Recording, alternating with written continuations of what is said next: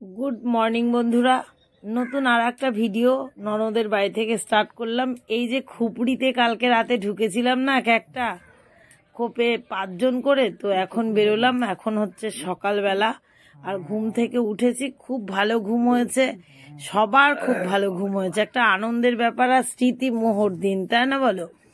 তো বর্মশাই আমার ক্লিপটা খুলে দিচ্ছে। বাবুই পাখির বাসার মধ্যে ক্লিপ এমন আটকে গেছে বলার কথা নয়। এবার ঘুম থেকে খুব সকালেই উঠেছি, এবার দরজা খোলা হচ্ছে। ননদ ব্যস্ত হয়েছে বাসি কাজ ছাড়ার জন্য। কাজের দিদিরা আসতে দেরি করেছে, আমি ব্রাশ করে নিলাম। আর দিদি ওপাশে সব বাড়িতে গ্যাসের সিলিন্ডার চাইতে যাচ্ছে, কেন যেখানে বিয়ের রান্নাবাড়ি হবে গ্যাস পাঠাতে হবে। এদিকে বৌমণি সকাল সকাল কাক স্নান করেই চলে এসেছে গোপালের সেবা দিতে। আর গোপাল হচ্ছে আমার ভাসুরের মেয়ের। তো বলেছিল, বৌদি তুমি ঘুম থেকে উঠে আমার গোপু সোনার ঘুমটুম ভাঙিয়ে ঠিক করে দিও। তা বৌমণি আবার গোপাল প্রিয়, তো বৌমণি গোপালকে স্নান করিয়ে দিল। আর আমি ওষুধ আনতে ভুলে গেছি, বড়দির থেকে ওষুধের কৌটা চেয়ে ওষুধ খেয়ে নিলাম। এপাশে ভাসুরের ছোট ছেলে, সব দায়িত্ব ওর ঘাড়ের ওপরে।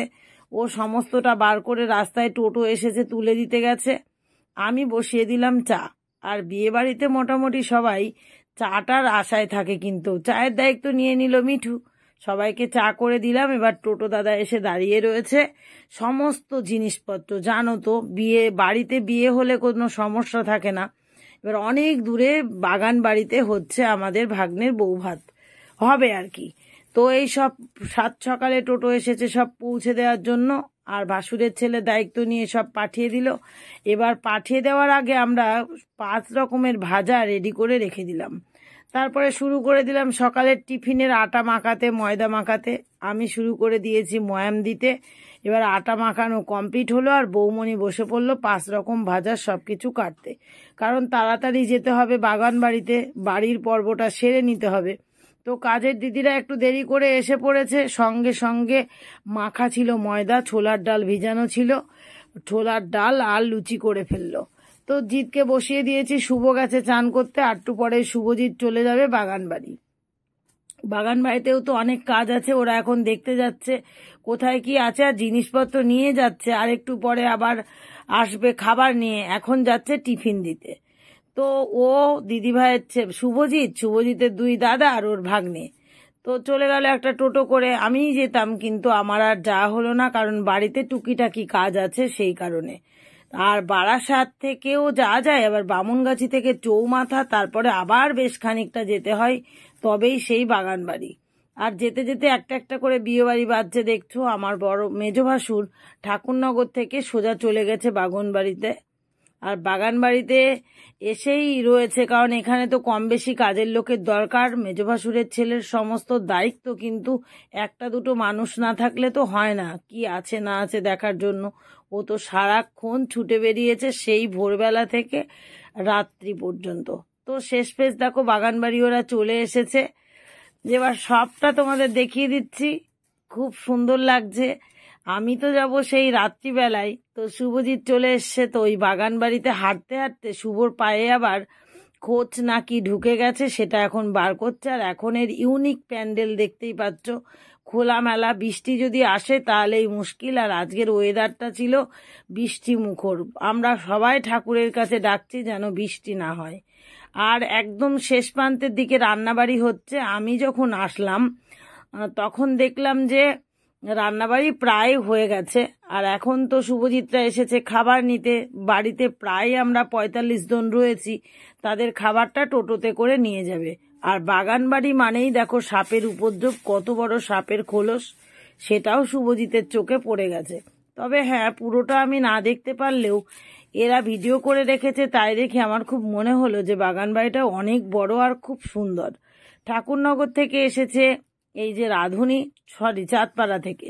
আর ঠাকুরনগরের ছেলেরা এসেছে এই যে মাটন চিকেন সমস্ত কিছুর পিচ করতে। আর ফুল দাদা, সেটাও তো আমাদের দাদা, বুঝতেই পারছো, তার লেবার নিয়ে ফুল সাজাতে চলে এসেছে। দাদাদের কাজ খুব খুব সুন্দর হয়, সে কারণে আমরা বলেছিলাম ভাগ্নের বিয়েতে দাদা কাজ করবে। আর আমি তোমাদের বললাম আমার ভাসুরের ছেলে ব্যস্ত, তো এখন একদম বাস্তব দেখাচ্ছি। দেখো কিভাবে কম্বল সব কিছু বস্তা টস্তা টেনে নিয়ে চলে যাচ্ছে। ওর যে কি অবদান ছিল বিয়ে বাড়িতে সে আর বলার কথা নাই। এবার দেখো পাতুরি হবে, ভেটকি পাতুরি। তো সেই পাতুরির সমস্ত গোছানো হচ্ছে, আর এদিকে টোটো ভরা হচ্ছে খাবার। দুপুরবেলায় খাবে সবাই, সেজন্য নিয়ে যাওয়ার জন্য শুভজিৎ আসলো বললামই তো।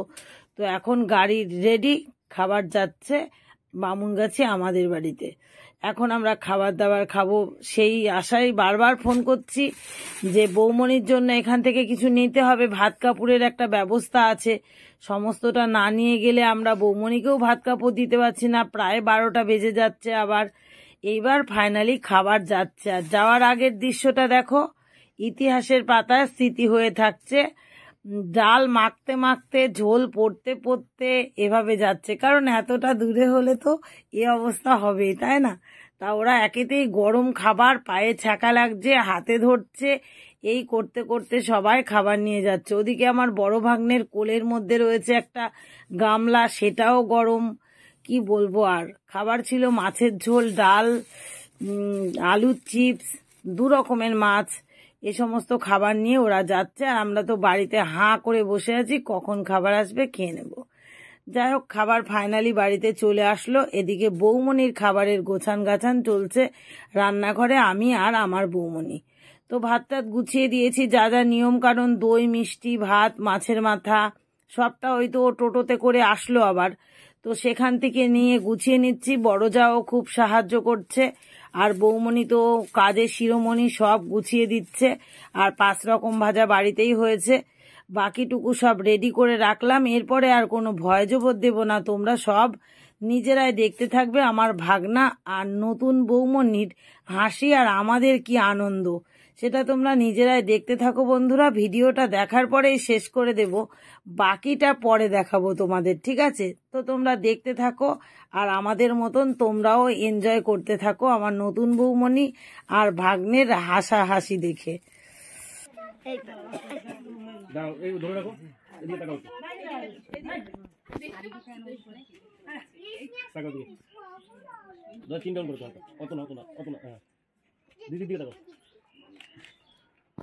দিদি থালায় হাত দাও, দিদি না বউ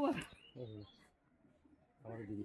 হ্যাঁ তাকাও, দুজনে তাকাও একটু। এবার 1 মিনিট একটু ভিডিও নিই।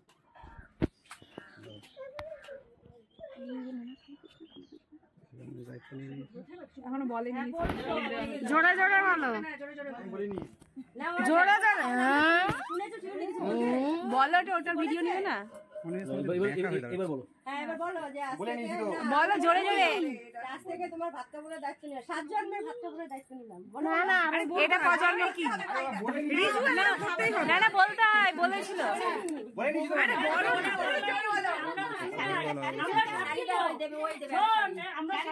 আমরা ধরলে তো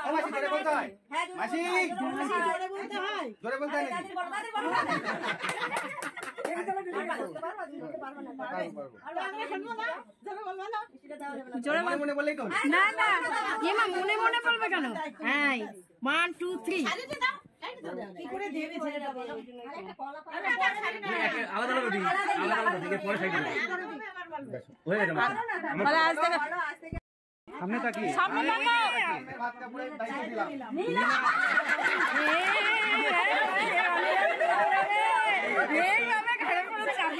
হেভি চালাক। আমার কোন দায়িত্ব নেবে? তোমার তো সব দায়িত্বই নিচ্ছে। ওই যে এদের রান্না বান্না করে খাও, সুযোগ পাবে। দাঁড়া, ও বলার সুযোগ পাবে। তুমি আগে বলো, ও ঠিক বলবে। ওটা তুমি বলো, তো ওটা ও ঠিক বলবে। এখন সিরিয়াল দিলাম হয়ে গেছে। আচ্ছা বলতে দাও, দিলাম হয়ে গেল। না ভালোই নিলে কি যাবে? ভাত কাপড়ের দায়িত্ব নিলাম তোমার। বলো 7 জন্মের, ওর দিকে তাকিয়ে বলো, কি ও করছে না সব জানে। 7 জন্মের ওই বলতে দিকে ভালো দায়িত্ব নিলাম, আমি নিলাম। তোমার তোমার। হ্যাঁ হয়েছে? এবার তুমি বলো দিলাম। না ও নিলাম না, গ্রহণ করলাম, গ্রহণ করলাম। ও বলুক না ওর মতো করে। ও জানে, ও ঠিক বলবে। আরেকবার বলো, মন পুষায়নি, ভালো করে ক্লিয়ার ভাবে সোজা হয়নি হয়নি, ক্লিয়ার ভাবে শর্টকাট। আচ্ছা এবার মাথাটা নামিয়ে মনে হয় শাড়ি থাকা ব্যাস। তাহলে এটা তোকে বলতে সময় দাও, তারপরে ওর উপর বসিয়ে দাও, হবে না? এ প্রণাম করো, প্রণাম করো। মাথাটা নিচে এ প্রণাম করো। শুয়ে পড়ে একটা প্রণাম করে ফেলো। আরে আরে ভাতটা সরা, ভালো করে প্রণাম করবে। দিয়ে নিস। কি বলছো জোরে বলেন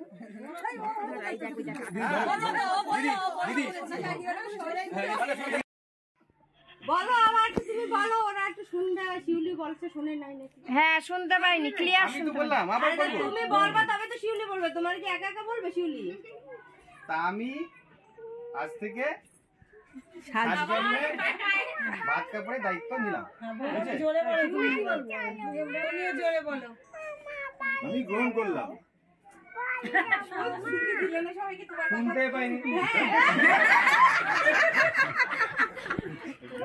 এই আর ওকে রাখো রাখো। আমি তো বললাম আবার বলবে? বলো বৌমনি জোরে বলো এবার। আমি তোমাকে ভালো রাখার দায়িত্ব নিব। শুনতে পাচ্ছ?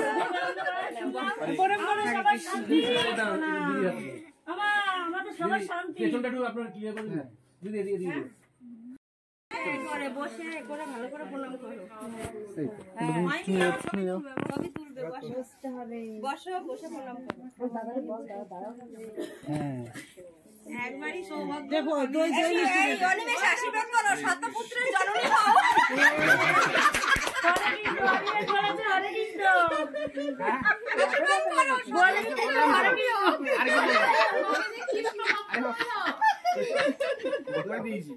বলে দিয়েছি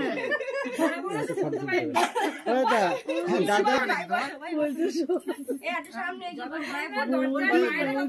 দরজার ভেতরে গেলে বসো। আরে ও নাই আসতে বলছে, আমি তো বলে দিলাম জোরে।